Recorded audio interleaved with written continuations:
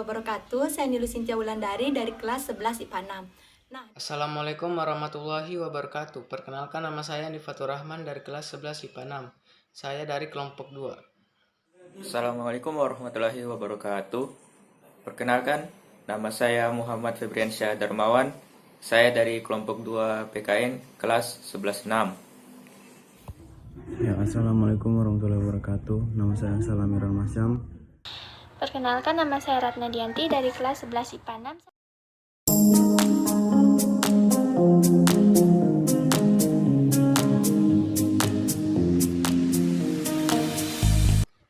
Pada kesempatan kali ini saya akan menjelaskan tentang konsep Negara Kesatuan Republik Indonesia menurut Undang-Undang Dasar Negara Republik Indonesia tahun 1945.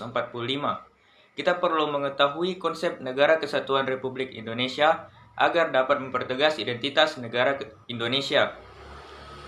Perubahan Undang-Undang Dasar Negara Republik Indonesia tahun 1945 telah mengukuhkan keberadaan Indonesia sebagai Negara Kesatuan Republik Indonesia. Pasal-pasal dalam Undang-Undang Dasar 1945 telah memperkukuh Negara Kesatuan Republik Indonesia dan tidak sedikit pun mengubah Negara Kesatuan Republik Indonesia menjadi negara federal. Pada pasal 1 ayat 1 Undang-Undang Dasar 1945 yang merupakan naskah asli mengandung prinsip bahwa negara Indonesia ialah negara kesatuan yang berbentuk republik. Pasal yang dirumuskan oleh Panitia Persiapan Kemerdekaan ini merupakan tekad bangsa yang menjadi sumpah anak bangsa pada tahun 1928. Wujud Negara Kesatuan Republik Indonesia semakin mengukuh.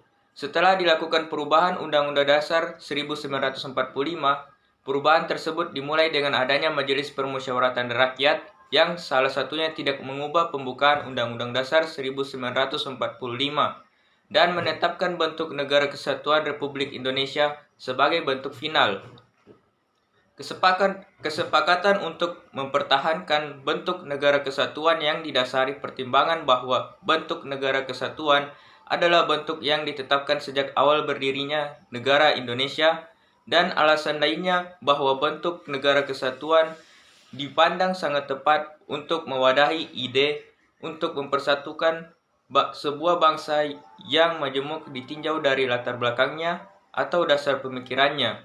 Undang-Undang Dasar 1945 secara nyata mengandung semangat agar Indonesia bersatu, baik sebagaimana yang tercantum dalam pembukaan maupun pasal-pasal yang langsung menyebutkan tentang Negara Kesatuan Republik Indonesia. Nah, di sini saya akan melanjutkan materi dari teman saya, yaitu kehidupan bernegara dengan konsep Negara Kesatuan Republik Indonesia atau NKRI. Nah, prinsip Kesatuan Republik Indonesia dipertegas pada alinea keempat pembukaan Undang-Undang Dasar 1945, yaitu adanya kesatuan suatu pemerintahan negara Indonesia yang melindungi segenap bangsa Indonesia dan seluruh tumpah darah Indonesia. Pembentukan pemerintahan negara Indonesia yang melindungi segenap bangsa Indonesia dan seluruh tumpah darah Indonesia yang bertujuan untuk memajukan kesejahteraan umum, mencerdaskan kehidupan bangsa, dan ikut melaksanakan ketertiban dunia yang berdasar kemerdekaan, perdamaian abadi, dan keadilan sosial. Tujuan tersebut hanya dapat dicapai dengan adanya kemerdekaan bagi Indonesia. Nah, negara Indonesia juga sering dipandangi dari segi kewilayahan pada pasal 25A Undang-Undang Dasar 1945. Nah, Negara Kesatuan Republik Indonesia adalah sebuah kesatuan yang berciri Nusantara. Istilah Nusantara yaitu bertujuan untuk menggambarkan kesatuan wilayah Republik Indonesia perairan dan gugusan pulau-pulau yang terletak di Samudra Hindia dan Samudra Pasifik di antara benua Asia dan benua Australia. Nah, kesatuan Indonesia itu mencangkup kesatuan yang pertama, kesatuan hukum, yang kedua kesatuan politik, yang ketiga kesatuan sosial budaya, dan yang keempat kesatuan pertahanan keamanan. Sekian dari saya. Akan menjelaskan tentang keunggulan negara Republik Indonesia yaitu Indonesia adalah negara kepulauan. Hal ini dapat dibuktikan dari nama lain atau julukan terhadap Indonesia, yaitu Nusantara, yang berarti di antara nusa atau di antara pulau. Disebut sebagai negara kepulauan karena jumlah pulau besar dan kecil yang tersebar luas di wilayah Indonesia mencapai ribuan pulau. Pulau-pulau tersebut terletak di persimpangan dunia, yaitu di antara dua samudra dan dua benua. Begitu indahnya pulau-pulau terletak di wilayah Indonesia yang membujur di garis khatulistiwa sehingga diibaratkan sebagai untayan Ratna Mutu Manaikan atau Zamrud khatulistiwa. Sekalipun wilayah Indonesia meliputi pulau-pulau, tidak menjadikan bangsa Indonesia bercerai-berai. Namun keadaan tersebut justru menjadi sepakat atau semakin meningkatkan rasa persatuan dan kesatuan bangsa. Hal ini dikarenakan secara formal, bangsa Indonesia telah mempunyai landasan yang kuat. Misalnya dinyatakan dalam pembukaan Undang-Undang Dasar Negara Republik Indonesia pada tahun 1945 pada alinea kedua. Selain itu, dalam pasal 1 ayat 1 dinyatakan bahwa Indonesia ialah negara kesatuan yang berbentuk republik. Dengan demikian, sekalipun secara nyata Indonesia terdiri dari berbagai keragaman penduduk yang tersebar di berbagai pulau, tidak menjadikan Indonesia bercerai-berai. Tentunya hal ini memerlukan penanaman kesadaran berkonstitusi, yaitu NKRI adalah harga mati. Pernyataan tersebut mengandung makna yang sangat dalam. Pernyataan tersebut menggambarkan ketegasan sikap dan cita-cita negara Indonesia diperjuangkan kemerdekaan untuk mewujudkan konsep negara kesatuan yang diimplementasikan di bumi Indonesia.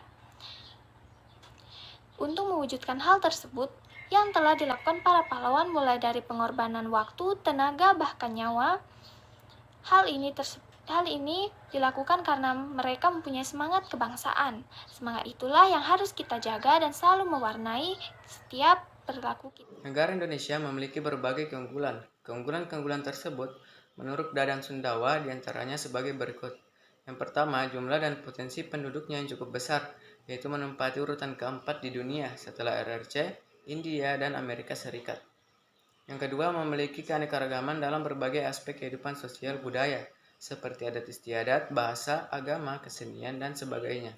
Yang ketiga, dalam pengembangan wilayah, kita mempunyai konsep wawasan Nusantara, sehingga sekalipun terdapat berbagai keanekaragaman, namun prinsipnya kita tetap satu pandangan, yaitu memandang bangsa Indonesia sebagai satu kesatuan ideologi, politik, ekonomi, sosial budaya, dan hankam.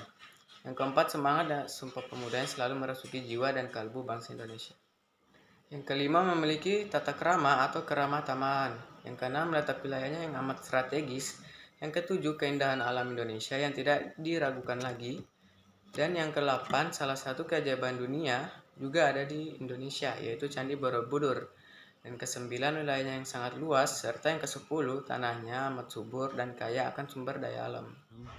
Jadi selain hal-hal di atas yang merupakan kondisi objektif bangsa Indonesia, maka secara internasional atau mendunia, bangsa Indonesia juga sudah beberapa kali dipercaya oleh bangsa-bangsa lain untuk menyelenggarakan pertemuan-pertemuan yang bersifat internasional, yang juga tidak sedikit melahirkan sejarah bagi bangsa-bangsa lain. Kita masih ingat apa yang terjadi pada tahun 1955, di mana bangsa Indonesia dipercaya untuk menjadi tuan rumah dalam menyelenggarakan konferensi Asia Afrika yang dampaknya sangat luas bagi bangsa-bangsa di wilayah Asia Afrika dalam upaya memerdekakan diri dari belenggu penjajah, terutama yang masih belum merdeka saat itu. Kita juga pernah dipercaya menjadi tuan rumah KTT non-blok dan tahun 1992, dan Indonesia juga termasuk perintis dan pendiri gerakan non-blok tersebut. Selain itu, kita juga mempunyai pabrik pesawat terbang yang bernama PT Dirgantara Indonesia yang telah menghasilkan pesawat-pesawat yang dapat dibanggakan.